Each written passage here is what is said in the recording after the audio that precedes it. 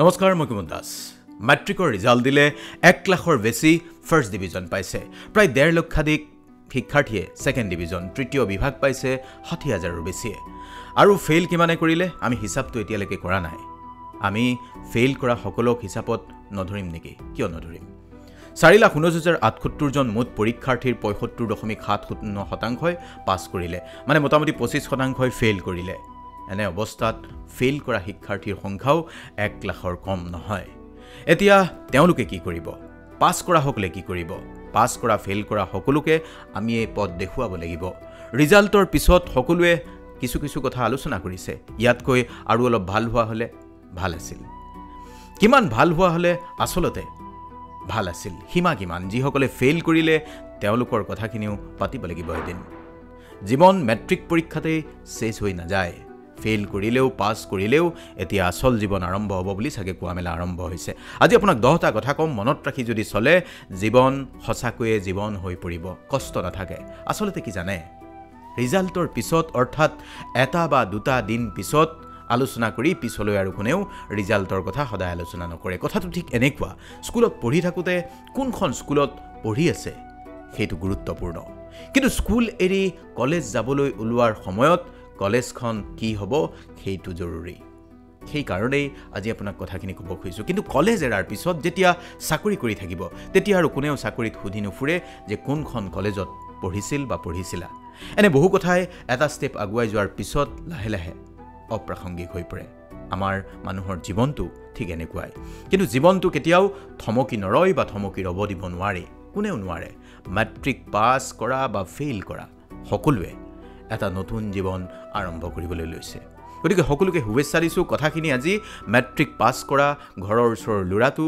বা ছোৱালীজনীকো শুনাবলৈ যত্ন কৰিব তেওঁলোকৰ যাতে কিবা এটা কামত আহে এটা শ্লোকেৰে আৰম্ভ কৰিছো অধ্যায় 17 শ্লোক 3 সত্যনুৰূপা সৰ্বস্য শ্ৰদ্ধা ভৱতি ভাৰত শ্ৰদ্ধাময়ম পুৰুষয়ো য়শ শ্ৰদ্ধস্য স এব স অৰ্থাৎ আপুনি সেইটোৱে যেটো আপোনাৰ বিশ্বাস আপুনি যেটো হ'বলৈ বাঞ্ছা কৰে সেইটোৱে আপুনি হ'ব পাৰে আজি এই কথাটো মনত ৰাখিব লাগিব ভাগ দৌৰ ভৰি জিন্দগী মে থকনা মনা হে অৰ্থাৎ আমাৰ ভাগৰ লাগে ছাত্ৰ ছাত্ৰীৰো ভাগৰ লাগে কিন্তু ভাগৰি পৰিব নালাগিব যেতিয়া বিচৰাখিনি পোৱা নাযায় তেতিয়াই ভাগৰে আমাক জুমুঠি দি ধৰে আজি ভাগৰৰ পৰা পৰিত্ৰাণ পাব লাগিব বহুতেই বিচাৰে কিবা এটা কৰিবলৈ প্ৰয়োজনীয় কষ্টও কৰে ফলাফলো ভাল তথাপিও পৰাজিত হয় কিবা কাৰণত জীৱন যুদ্ধত জয় লাভ কৰিবলৈ হলে একানপতীয়াকৈ লাগি থাকিও বহুতেই হেৰাই যায় বহুতৰে এনেকুৱা হয় যে মেট্ৰিকত ৰিজাল্ট ভাল কিন্তু পিছৰ জীৱনটো বেয়া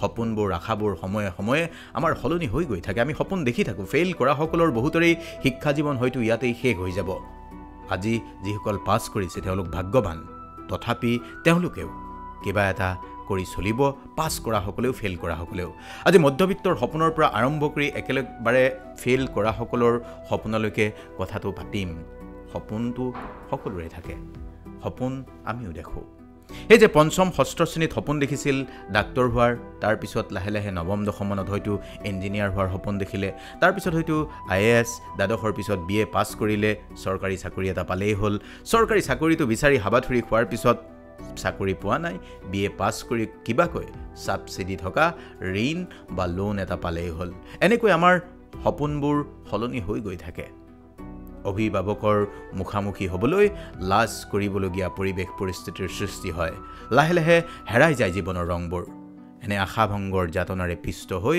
বহুতেই হতাগ্ৰস্ত জীৱন এটাত অভ্যস্ত হৈ পৰে আজি মেট্ৰিক পাছ কৰা সকলক নিৰাশ কৰিবলৈ কোৱা নাই আমাৰ নাই আৰু একো নহয় এনেকুৱা এটা ভাব লয় মধ্যবিত্ত বা নিম্ন মধ্যবিত্ত প্ৰতিটো পৰিয়ালত জন্ম লাভ কৰা আজিৰ তাৰিখৰ সকলো যুৱকৰ এনেকুৱাই সমস্যা উপায় কি আছে মেট্ৰিক পাছ কৰোঁতেই উপায় কেইটা আজি কৈ দিব খুজিছোঁ ফেইল কৰা সকলৰ বাবে স্বপ্নভংগৰ যাতনাৰে পিষ্ট নোহোৱাকৈ থাকিবলৈ যিবোৰ কথাৰ প্ৰয়োজন বা পাছ কৰা সকলে জীৱনত কোনবোৰ কথা আজি গুৰুত্ব দিব লাগিব সেই কথাখিনি আপোনাৰ সৈতে ভাগ বতৰা কৰিব খুজিছোঁ কথাখিনি মন দিব প্ৰথম কথা জীৱনৰ একশন প্ল্যান বা প্ল্যান অফ একশন জীৱনৰ লক্ষ্য উদ্দেশ্য সকলোৰে থাকে সকলোৰে বেলেগ বেলেগ তথাপিও আমি ব্যৰ্থ হওঁ কেতিয়াবা লক্ষ্যত উপনীত হ'বলৈ আমি কি কৰিব লাগে সেইটো কোনেও মেট্ৰিক পাছ কৰাৰ লগে লগে কৈ নিদিয়ে এই কথাখিনি আজি আমি সেইকাৰণেই ক'ব খুজিছোঁ, বহুতৰে মতামত লৈছোঁ, কিছু শিক্ষাবিদৰ সৈতে কথা পাতিছোঁ, কিছু অধ্যয়ন কৰিছোঁ আৰু সফল ব্যক্তিৰ জীৱনৰ আধাৰ হৈ পৰা এই কথাখিনিকে আজি মেট্ৰিক পাছ কৰা, ফেইল কৰা সকলোকে ক'ব খুজিছোঁ, অলপমান সময় দিব। জীৱনটো বিচৰাটো নোপোৱাৰ পিছত বহুতেই হতাশ হৈ পৰে। জীৱনত যিখিনি পোৱা নাই, জীৱনত বিচৰাটোৱেই পাবই লাগিব তাৰ কোনো গেৰাণ্টি নাই, কোনেও দিব নোৱাৰে। কিন্তু জীৱনটো সঠিক ৰূপত আগুৱাই নিবলৈ আজি কিছু কথা চিন্তা কৰিব লাগিব, কিছু কথা গুৰুত্ব দিব লাগিব। কেইবাটাও বিষয় আছে, সেই কথাখিনি এটা এটাকৈ ক'ম, 10টা কথা ক'ম। বহুতৰ বাবে সফলতা বা বিফলতাৰ হিচাপ নিকাচ ৰিলেটিভ, তুলনামূলক। এতিয়া আমি এই 10টা কথা ক'ম, যি 10টা কথা আপুনি মনত ৰাখি যদি চলে, শিক্ষাৰ্থীয়ে যদি মনত ৰাখি চলে, তেন্তে জীৱন সঁচাকৈয়ে জীৱন হৈ থাকিব। পাছ বা ফেইল বুলি নহয়, সকলো শিক্ষাৰ্থী, আকৌ কৈছোঁ, এই কথাখিনি মনত ৰাখি চলা দৰকাৰ। বিষয় নম্বৰ 1, এই যে ক'লোঁ জীৱনৰ একশ্যন প্লেন বা প্লেন অফ একশ্যন, সেইটোৱে আৰ্টছ, ছায়েন্স, কমাৰ্চ, যিয়েই পঢ়ক ফিউচাৰ কি হ'ব, কোনটো ক্ষেত্ৰত কাম কৰাৰ মন, কেনেকৈ আগবাঢ়িব পঢ়াৰ পিছত জীৱনটোত, সময় এতিয়া সিদ্ধান্ত লোৱাৰ। HS পাছ কৰিয়ে কি কৰিব, ক'ত নাম লগাব। বিষয় নম্বৰ 2, টাইম মেনেজমেণ্ট। HS পঢ়ি থাকোঁতে বা পঢ়ি শেষ হ'লে পিছত কৰিবলগীয়া কামটো কি হ'ব, মানে অধ্যয়ন কি হ'ব, তাৰ বাবে টাইম মেনেজমেণ্ট। অৰ্থাৎ যদি খোলাকৈ কৈছোঁ, ছায়েন্স পঢ়ি নিট বা JEE দিব খুজিছে, তাৰ প্ৰস্তুতি এতিয়াৰ পৰাই চলাব লাগিব। বা কমাৰ্চ পঢ়ি চাৰ্টাৰ্ড একাউণ্ট বা কোম্পানী ছেক্ৰেটাৰী হ'ব খুজিছে, বা MBA MCA কিবা কৰিব খুজিছে, বা বেলেগ চিভিল ছাৰ্ভিচেছৰ কাৰণে প্ৰিপাৰেশ্যন চলাব খুজিছে, তাৰ কাৰণে time management preparation matric pass কৰাৰ পিছৰ পৰাই হ'ব লাগিব। বিষয় নম্বৰ 3, এক্সিকিউশ্যন। কল্পনা কৰিলেই একো নহয়। বহুতেই আমি ভাল ভাল কল্পনা কৰোঁ, আপুনিও ময়ো, কিন্তু কামত শূন্য। HSৰ পিছত কৰিবলগীয়া কামখিনি কি হ'ব, ঠিকমতে আগুৱাই নিবলৈ প্লেনৰ এক্সিকিউশ্যন কৰিব লাগিব, মানে কৰ্মক্ষেত্ৰত কাম কৰিব লাগিব। বিষয় নম্বৰ 4, অপশ্যন। যদি পঢ়া শুনাত আপুনি মধ্যমীয়া, তেন্তে অপশ্যন সদায় 2-3টা হাতত ৰাখিব লাগিব। অৰ্থাৎ যদি বেংক পিও নহয়, তেন্তে ক্লাৰিকেল, যদি এটাও নহয়, তেন্তে ব্যৱসায়, বা ব্যৱসায় কৰিলে কি ব্যৱসায় কৰিব, তাৰো 2-3টা অপশ্যন হাতত ৰাখিব লাগিব। চৰকাৰী চাকৰি সকলোৱে আৰু নাপায়। বিষয় নম্বৰ 5, আৰ্ণ হুৱাইল লাৰ্ণ। পঢ়ি থকা অৱস্থাত কম পৰিমাণে হ'লেও নিজাববীয়াকৈ ধন কিছু উপাৰ্জনৰ পথ মুকলি কৰি ল'ব লাগিব। গাঁৱৰ ঘৰত বা নিজৰ মাটিতেই কৰিব পৰা উপাৰ্জনৰ পথ আছে, তেন্তে পঢ়াৰ মাজতেই নিজৰ খৰচ উলিয়াবলৈ চিন্তা কৰা দৰকাৰ, যিসকলৰ আৰ্থিক অৱস্থা সিমান সচ্ছল নহয়। বিষয় নম্বৰ 6, অনবৰত লোকক সন্তুষ্ট কৰা মনোভাৱ এতিয়াৰ পৰাই পৰিত্যাগ কৰিব লাগিব। নো ক'বলৈ শিকিব লাগিব। পিতৃ মাতৃৰ আশা বা ইচ্ছা কৰিলে বুলিয়ে আপুনি কিছুমান কাম কৰিব নোৱাৰে। মানে ধৰি লওক আপোনাৰ চিভিল ছাৰ্ভিচ এক্সাম ক্লিয়াৰ কৰাৰ ক্ষমতা হয়তো নাই, বা আপোনাৰ মন নাই, আপুনি জানে যিটো আপুনি নোৱাৰে, সেইটো মনে প্ৰাণে আপুনি যদি বিশ্বাস কৰিছে, সেইটোত লাগি থাকি সময় নষ্ট নকৰি দ্বিতীয় অপশ্যনটো আপুনি চিন্তা কৰিব লাগিব। আপোনাৰ পিতৃ মাতৃ অভিভাৱকক আপুনি বুজাব পাৰিব লাগিব, পিতৃ মাতৃও জোৰ দিব নালাগিব। বিষয় নম্বৰ 7, স্কিল ডেভেলপমেণ্ট। HS পাছ কৰি বা মেট্ৰিক পাছ কৰি কোনেও চাকৰি নাপায়।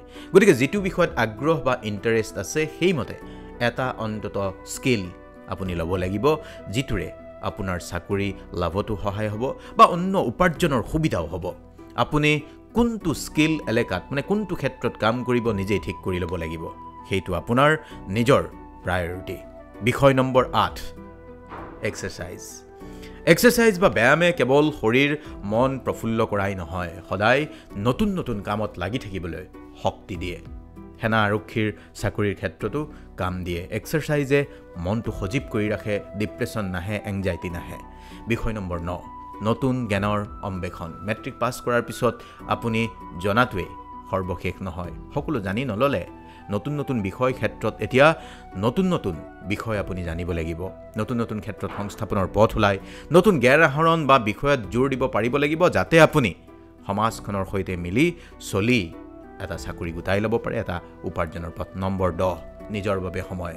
আনৰ বাবে কাম কৰিলেও নিজৰ বাবে চিন্তা কৰাৰ সময় এতিয়াৰ পৰাই আৰম্ভ হ'ব। আনে আপোনাৰ বিষয়ে কি ভাবে সেইটো গুৰুত্বপূৰ্ণ নহয়, কিন্তু জীৱনটোত নিজক ফাঁকি নিদিয়াকৈ আপুনি একশ্যন প্লেন বা প্লেন অফ একশ্যন মতে কেনেকৈ আগুৱাব পাৰিছে সেই কথাটো চিন্তা কৰিবলৈকে অলপ মি টাইম আপোনাক লাগিব।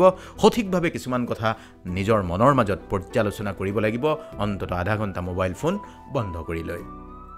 শিক্ষাৰ পাঠ্যক্ৰমত শিক্ষাৰ উদ্দেশ্য সুন্দৰ, কিন্তু শিক্ষা সমাপ্ত কৰি আমি কি কৰোঁ? চাকৰি এটা বিচাৰোঁ, ব্যৱসায় কৰোঁ, বা চাকৰি বা ব্যৱসায়ৰ বাবে আমাৰ চিন্তা হয়। কিয় কৰোঁ আমি চাকৰি? ধন ঘটিবলৈ।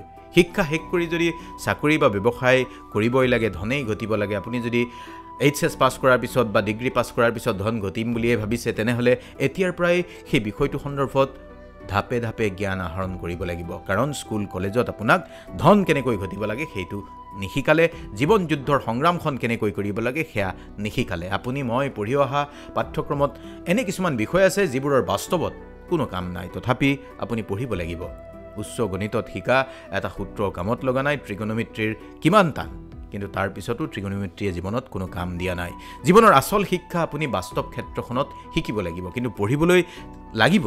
স্কুল কলেজৰ পাঠ্যক্ৰমত স্কিল ডেভেলপমেণ্টৰ বিষয় এতিয়া আহিবলৈ লৈছে। বহু কথাই নাই শিক্ষাত, পাঠ্যক্ৰমত আমূল পৰিৱৰ্তনো আহিব বুলি আমি আশা কৰিছোঁ, কিন্তু আপুনি এটা কথা মন কৰিব। অসমীয়াত এষাৰ কথা আছে, পঢ়িবা শুনিবা বুদ্ধি হইব ভাল। কেৱল পঢ়া শুনাত জোৰ দিলেই নহ'ব, শিকিব লাগিব উপাৰ্জনৰ পথো। কোনোমতে পাছ কৰা শিক্ষাৰ্থীৰ বাবে উপাৰ্জনৰ পথ সুযোগ এইখন পৃথিৱীত আছে। আৰু আপুনি জানি লওক কিছুমান কথা যে উপাৰ্জন কৰিব নোখোজিলে জানি থোৱাত কোনো বাধা নাই। আজি এতিয়া আপোনাৰ ক্ষেত্ৰখন সম্পূৰ্ণ বিশাল হৈ গ'ল। এখন বিশাল ক্ষেত্ৰত আপুনি ভৰি দিব।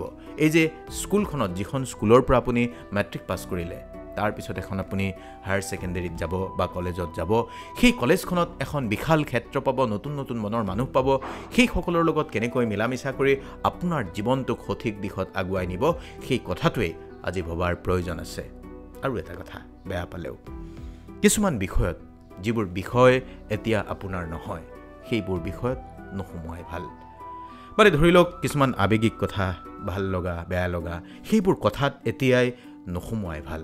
অন্ততঃ কলেজ পৰ্যন্ত বা কলেজ পাছ কৰা পৰ্যন্ত কিছুমান আৱেগ নিজৰ মনৰ মাজতেই সামৰি সুতৰি থ'ব পাৰিলে ভাল। খোলাকৈয়ে কৈছোঁ, এই প্ৰেম জাতীয় বা এনেকুৱা ধৰণৰ কথা, যিবোৰ কথাই জীৱনটোত আগুৱাই যোৱাত ডিষ্ট্ৰেকশ্যনৰ কাম কৰে, বিকৰ্ষক হৈ পৰে, জীৱনৰ উদ্দেশ্যত য'ত জটিলতা আনে, এনেবোৰ বিষয় আজিয়ে আপোনাক কৈছোঁ। এনেবোৰ বিষয় এতিয়া উন্মুক্ত হ'ব। এতিয়া তেনেবোৰ বিষয় আপোনাৰ ওচৰলৈ আহিব। এনেবোৰ বিষয় পৰাপক্ষত এৰাই চলিব লাগে, যাতে জীৱনটোত আগুৱাই যোৱাত এইবোৰে বাধা হৈ নপৰে। গতিকে অভিভাৱকৰ সৈতেও পাতিব, আৰু আপুনি যদি অভিভাৱক, আজিৰ এই কথাখিনি সন্তানক শুনাবলৈ চেষ্টা কৰিব। আৰু যদি আপুনি এগৰাকী সচেতন ব্যক্তি, তেনেহ'লে আপোনাৰ ঘৰৰ ওচৰৰ ল'ৰাটোকো বা ছোৱালীজনীকো কথাখিনি শুনাব, যাতে তেওঁলোকে জীৱনটো কি ভালকৈ বুজি পায়, জীৱনটোত যাতে এটা ভুল সিদ্ধান্ত লৈ গোটেই জীৱন হতাশগ্ৰস্ত হৈ কটাবলগীয়া নহয়। আশা কৰিছোঁ আজি এই 4 লাখ শিক্ষাৰ্থীৰ মাজত এই কথাখিনিয়ে মান্যতা পাব, তেওঁলোকৰ জীৱনটো ভাল হ'ব, আপোনালোকো ভালে থাকিব। ওম কৃষ্ণায় বাসুদেৱায় নমঃ।